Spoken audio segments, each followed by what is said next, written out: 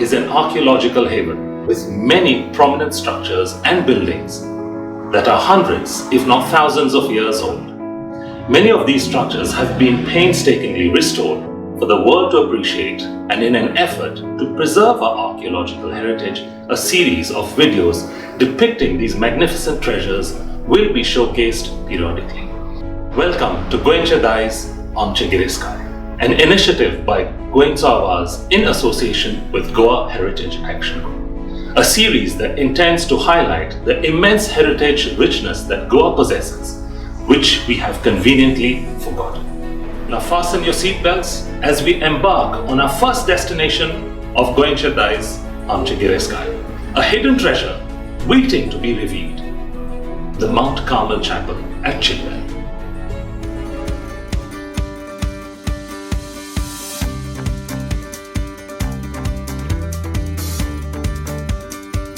Finally, we are here at Chimbel, the gate of Mount Carmel. The gate is locked. It's been kept this way by the authorities to keep outsiders from entering. However, we have a way to go inside, and that's what we're going to do right now. Join me as we go in.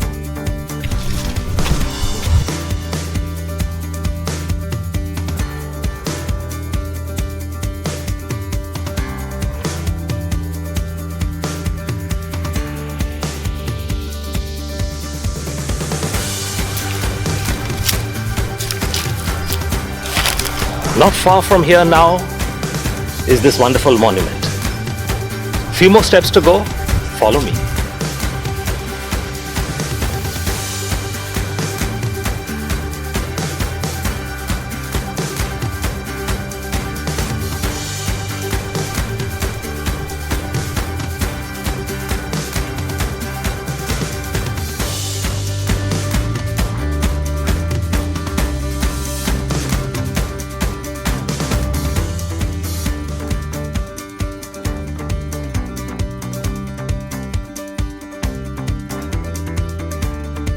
I'm sure you're all mesmerized by these wonderful images of Mount Carmel.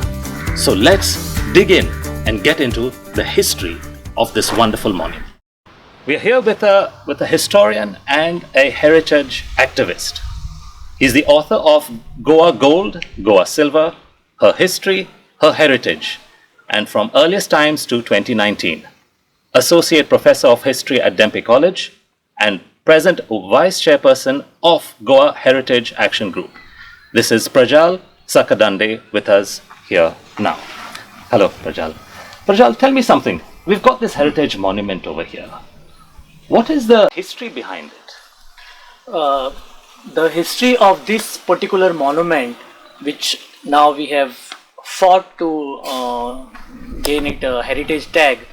This is a very important monument. It's a landmark monument in the sense that the first church that was built by the indigenous people, by the Goan people, by the Goan priests. So that itself distinguishes it from other monuments. And there is an inscription at the back which says that it was constructed between the 1747, the foundation stone of this church of Mount Carmel was laid, and in 1749 it was completed during the Portuguese rule. So the tertiary Carmelites have built this church in the 18th century. What can we do? How can we preserve this? What is a way of preserving this monument?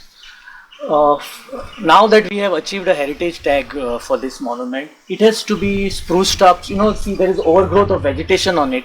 It has to be, the surroundings have to be beautified. And it has to be cleaned up, and it has to be made visible. It has to go into the public domain, as it was earlier. There was the first mental hospital was here. It was first in so many ways. And the first Goan church, the first church built by the Goan Catholic priests. So there are so many, first Providoria also. So it has so many firsts. So it's a very historic and historically very rich building. And you can see the facade, it is so beautiful. The architectural style of this facade is so very beautiful. So we need to preserve this for posterity. Let our future generations see that we are in possession of such a beautiful monument in the village of Chimbel. So it's not just a question of preserving this for us as for Chimbel, not just for Goa, but for the entire world. Right. So right. something that people all over the world can appreciate.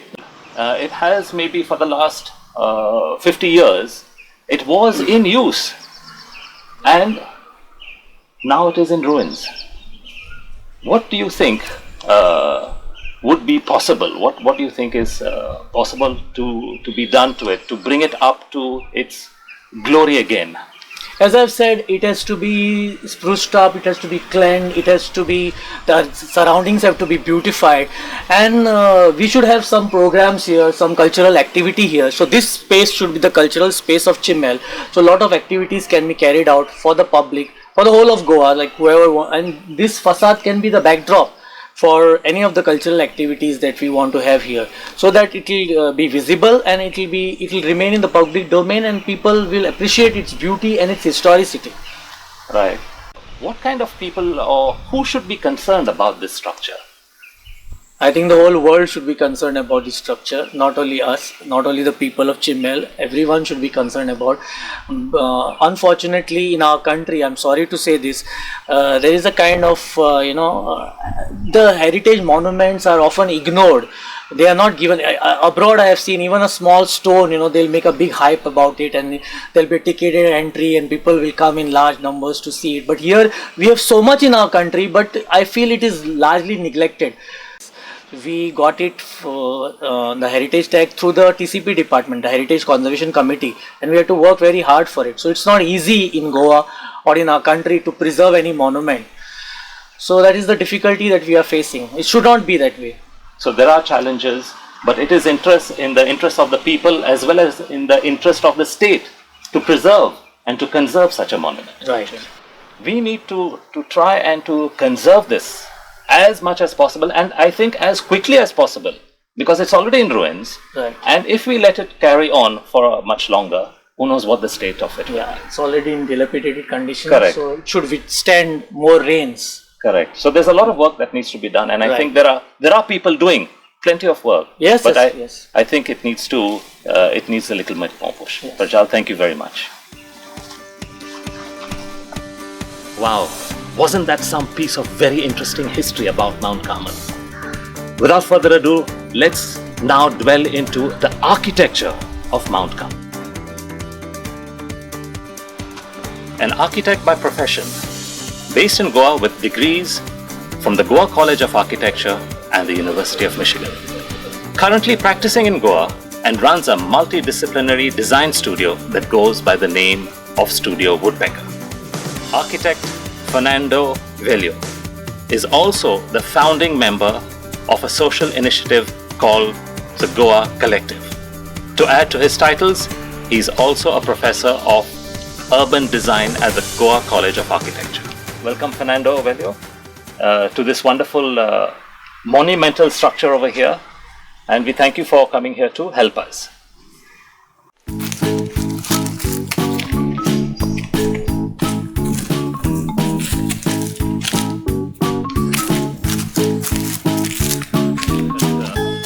That you can tell us about the artifacts as well as the architecture here? Yeah. One of the important aspects of this church is that it shows the domestication of European architecture. So it means that Goan society was coming into its own under Portuguese rule. And what one sees here is very unique details within church architecture that is not seen anywhere else in the world. Specifically elements like this, in which you have laterite stone with these layers of plaster and a lot of ornamental carving on it. It's very, very unique. It's very unique to Goa, and this style shows the confidence of artisans in domesticating these European forms. What one also notice is that this is a very narrow church with a very high roof, and you can see the roof features right here on top. This was because this church was made for a modest congregation, and one sees elements that one would see in churches like in Margaon, like those shell niches over there, and these are very, very unique features of the 18th century. You start seeing this when old Goa starts collapsing and the shift of power starts happening to the native people, and it's very reflective in the architecture. Shell niches over here ran throughout the structure. You can see it at the entry, Right. and you can see it up to this area of the altar. One also has a transept in this area, in which one had lateral entries into the two sides of the convent. So people from the convent could enter this church structure without going outside. Leaving it exposed to the climate is just weathering these details away, and it's a big loss to Goan history, because once these are lost, there's very little records of this anywhere else, because in Goa the unfortunate thing was that records of architectural monuments are extremely poor. So you don't find drawings, you don't find photos. So once they are lost on site, there's very little information one has to kind of get a historical memory of what these monuments were. So it's very important to restore these sites so that we don't lose a part of our history. Fernando, you're really you've captured some of this so well, and there's a lot of restoration work that needs to be done over here to conserve this site. It's not going to be an easy task, and I'm sure that during the stage of the restoration work itself, there are going to be some kind of dangers. I mean, can you possibly outline some of the dangers that could come up during the planning of this? Yeah. So one of the biggest dangers is debris removal. As odd as it sounds, this debris actually holds the walls and the facade in place. So if you do not stabilize the facade and these elements and take out this debris in an unscientific manner, there runs a chance that all these architectural elements that exist on site will collapse. And this has happened in St. Augustine's, where unscientific debris removal in the 20th century led to its collapse. So we have to be very careful and employ high professionals who are very specialized in architectural conservation. This is not a job that can be done by any ordinary architect. It requires a very specific skill set. Right. What could possibly go wrong during the restoration phase? Yeah.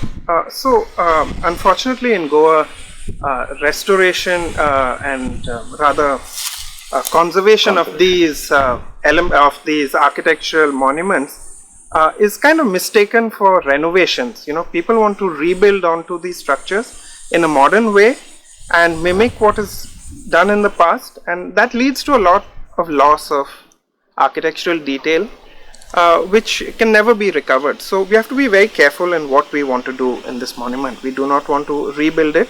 We want to keep it as a kind of signifier to the period it was built in. So it has to be done in a sensitive manner. And once a building is ruined, it's best to stabilize the ruins. One does not have to rebuild this site, and like what's happening in the rest of Goa, that they're rebuilding churches, monuments, forts, and this is leading to actually a big loss of architectural history. What is your vision for the future for this current site? So it should be an archaeological site, keeping in mind the sanctity of this place. It was a spiritual site, but it was also hospice and mental health institution. So there was also a lot of family histories tied to this site, where a lot of families interned their relatives here, and many of them also passed away here. So one has to be careful how one approaches this. We do not want this to become a mass tourism monument, but one a site of reflection and contemplation, but also a public garden, which people of Chimbel would be the first claimants of this site. Fernando, thank you very much for this wonderful journey into this monument, for taking us around, showing us the structure, showing us the beauty, showing us what we have amongst us in our midst and what we need to do to ensure that we maintain this structure for posterity. Thank you so much. Thank you very much for having me. Thank you. Absolutely rich in heritage, aren't we? With those wonderful insights from Velio. Let us now move on to the residents who were instrumental in identifying this place. Their views are important to us. So let's go now and speak to them. So here we are with the members of the Mount Carmel Conservation Association of Chimbel. We have Mrs. Nifa Fernandez, who is the Vice President. We have Mrs. Anna Gracias, who is the Secretary. And we have Mr. Brian Gonzalez, who is the Joint Secretary. They are going to be speaking to us about how this site was discovered, what the concerns of the community are, and what they have done in order to get the site registered. Hi Anna. Anna, tell me something. How did you all discover this wonderful site? पयले सुवातेर सांगचें म्हणल्यार हांव हांगाचे चिंबोलचेंच आनी ल्हानपणी सावन हांव ह्या जाग्यार येतालें, खेवतालें, ह्या मात्र्यां बरोबर जेयतालें आनी हें म्हाका नवें न्हू. पूण जेन्ना म्हज्या चेड्याक हे प्रोजेक्ट आसलो तेन्ना सकडंडेन सांगलें की आपूण ह्या सायटा वयर तुका म्हायती दिता तेन्ना तुवें हें सांबाळूंक जाय म्हणून. आनी तेन्ना ही तेजी म्हायती मेवल्या उपरांत म्हाका खूब उर्बा आयली हे जागो सांबाळचो आनी ताका एक नांव दिवचें म्हणून. What was the process you all used to follow to get this site listed as a heritage site? हे खूब कठीण आसलें आमकां, कारण आमचे कडेन पेपर्स नासले, नो म्हूण कितेंच नासलें. तेन्ना आमी पयले सुवातेर आमचे कडेन पयशेय नासले, पूण तरी आसतना आमी इतली उर्बा आमकां येयली की आमी फुडें सरोन आमी सगळें डॉक्युमेंटेशन केलें आनी डॉक्युमेंटेशन केले उपरांत आमकां आनीक उर्बा मेवली, कारण तेजे हिस्टॉरिकल इम्पॉर्टन्स आमकां कळोन येयलें. आनी तेन्ना आमी डिपार्टमेंट टू डिपार्टमेंट आमी फॉलोअप करीत रावले आनी जेन्ना आमकां TCPच्या हितून खूब अवघड जालें, पूण त्या टायमार पासून आमी आशा सोडूंक ना. आमी ते TCP कडेन परत परत वचोन ताका बेजार करून हें आमी घडोवन हाडलें आनी एट लास्ट हेरिटेज सायट म्हणून डिक्लेअर जालें. So how long did it take you to get the registration done, and when was it actually listed finally? Actually, this was a 1-year process what we were going through. And Shekim 12 December 2020, they declared the heritage site. Tell me something about this site now. What are your concerns, or what are the community concerns that you have? Okay, as far as this site goes, I have got really sentimental and nostalgic memories about this place, because right from my childhood I've been coming here to attend Mass. I remember it for the last 53 years, my years, which whatever it is, coming for Mass. Two prominent feasts which used to take place, St. Anthony's Feast and the Mount Carmel Feast, which used to take place. Now, there were old people with whom we used to interact over here.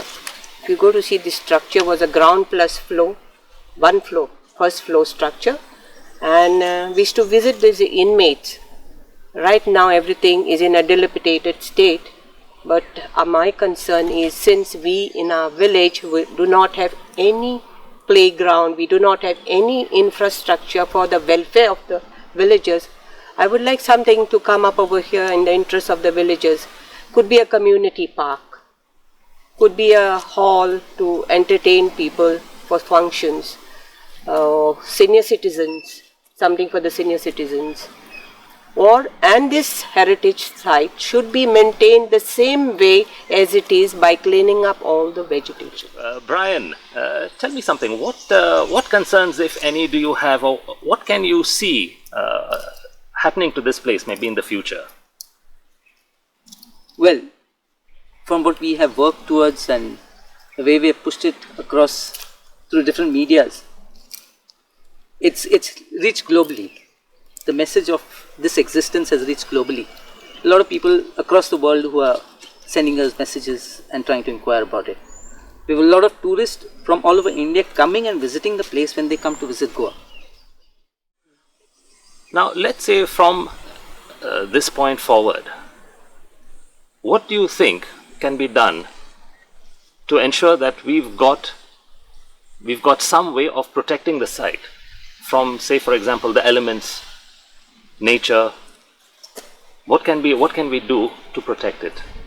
Or what do you think should be done to make sure further damage does not take place?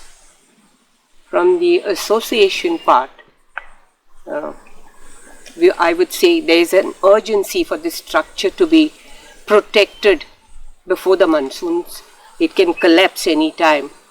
And an appeal from our end of Mount Carmel Association to everybody in Goa, in whatever way, in whatever field that you might be working, medium, pass on this message all over the world, pass these pictures of this heritage site, and in whatever way you all can help us, engineers, architects, businessmen, join hands with us to maintain and conserve this structure before the monsoons come, so that we'll be able to close this structure and it will be able to stand the fury of the rains. We've been consulting conservationists, basically on how to get about it, because it's not a normal go. You need to do things very carefully. So we've been consulting them as to what needs to be done and how it needs to be done. There's a lot of help that we still require, as said by FIFA. An appeal to all of you all, push it across.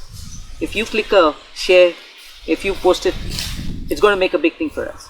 We need this to be opened up globally much more than what has happened. Thank you. This brings us to an end of this current episode here at this nostalgic and memorable location, the Mount Carmel Church in Chimbel. There are many more heritage sites like this. We don't know all of them. This is one that we have been fortunate to come across. Should you, our viewers, know of such sites which need or would like to be listed, please do not hesitate to contact us. We will be more than happy to help you with the process. Thank you. Goenche Daiz Amchi Girestkai.